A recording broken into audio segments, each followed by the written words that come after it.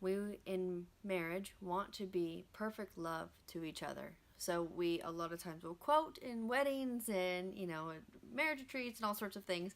Quote 1 Corinthians 13, love is patient, it's kind, it doesn't boast, it doesn't seek its own, it's not proud, it goes on and on and on with what perfect love is.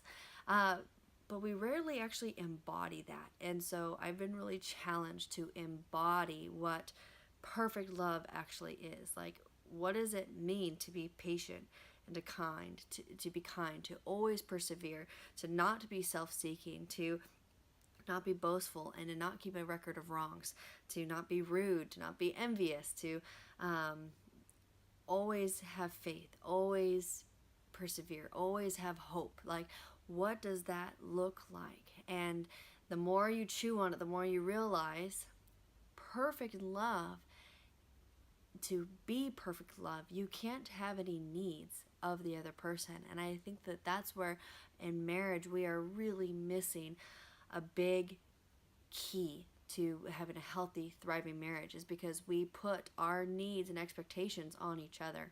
So the the marriage books, the marriage conferences, I mean, all the stuff that we have for marriage training, it's this is how I receive love, and these are my love languages, and these are your love languages, and this is my job as a wife, and your job as a husband, and this is how we're supposed to do life, and blah, blah, blah, blah. And expectations and needs is what the whole foundation of marriage counseling is on. And marriage conferences is all about needs and all about us meeting each other's needs. But that's not what is laid out in 1 Corinthians 13. 1 Corinthians 13, to be able to walk that out, to not be self-seeking, to not have expectations on the person, to be patient always, to be kind always, to not be keeping a record of wrongs. To be able to walk all of those things out, we have to go to God and get all of our needs met in Him. Every need met in Him. And then as a whole, healthy soul, I can be perfect love to my husband, and my husband can be perfect love to me. But if I have to undo the expectations that I have of my husband to be able to have my heart thrive without there being the expectations. Because when I put expectations on him, I'm setting him up to fail, and I'm setting me up for disappointment. And then there's frustration, and then there's tension, and then there's division, and all of the snowballing. But if he is free to be him, no matter what he chooses, if he chooses to walk in perfect love or not, I'm not responsible for that. My job is my responsibility. How I respond, my ability to respond to him, is to be love. So I was just challenged. I've been challenged a lot with that recently, and just trying to undo the expectations that I had on my husband and have on my husband. I'm trying to undo these old mindsets, because we've been raised, even before you get married, you're taught that. You see that in the models. You hear other people talk about it. So you go into marriage thinking about these expectations of how things should look, and I expect it to be like this. And so I'm trying to undo those old mindsets and get out of that track and get into a new track of thinking where I can just love.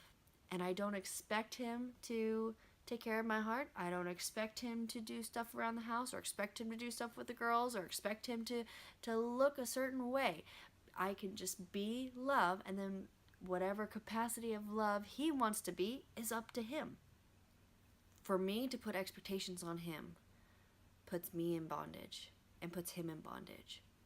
It's setting him up to fail.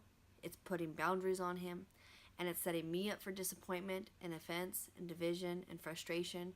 And so if I can undo the boundaries, if I can undo the expectations, then it frees both of us, and that's awesome. And when I get all of my needs met in Jesus, I don't have to have my husband fill any holes in my heart, because there's no more holes to fill. So we just get to enjoy love between each other. There's not the expectation and division and frustration and disappointment and stuff going on in our marriage, because I can just be love, and I'm not needing anything. So I just get to enjoy his love, and he just gets to enjoy my love. Now, I'm not there yet. I'm wanting to get there, but I am wanting to share my process with you, because It's a huge key. And I feel like in our culture of marriage, we have to undo this culture of need and this culture of love languages and expectations. To be able to have thriving, abundant marriages, we have to get our needs met in Jesus. It was a few weeks ago, I was dealing with this again, and he had offended me because he had offended me. So I'm sorting out my heart in the kitchen and just processing through. And the Lord showed me, yes, that I need to undo and be perfect love and undo the expectations, and that's why I got offended. But He also showed me that in that moment of me being offended, I was being the hands and feet of offense on the earth. And that was a bummer when that picture was shown to me. We want to be the hands and feet of Jesus. We love Jesus. We want to be executing His will here on the planet. But when I'm offended, or when I'm upset, or when I'm frustrated, instead of being the hands and feet of Jesus on the earth, I become the hands and feet of frustration or anger or offense on the earth. And I never want to be one of their vessels.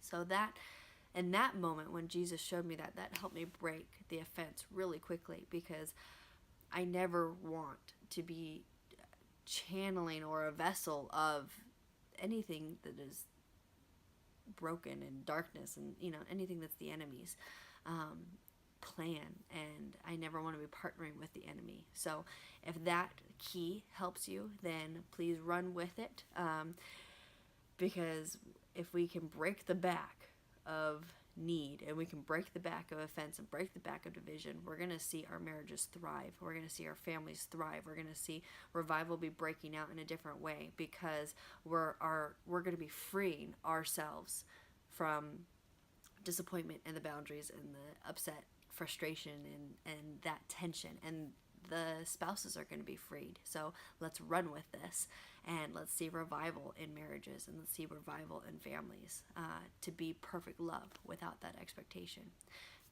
Just a side note, to be perfect love, you have to be in relationship with perfect love. You can't be perfect love in striving. So the only way to become perfect love is to get to know perfect love Himself. So get in your quiet time, be alone with the Lord, and find perfect love. Allow perfect love to heal your heart so that your heart can be whole, and then you can be perfect love on the earth. God bless.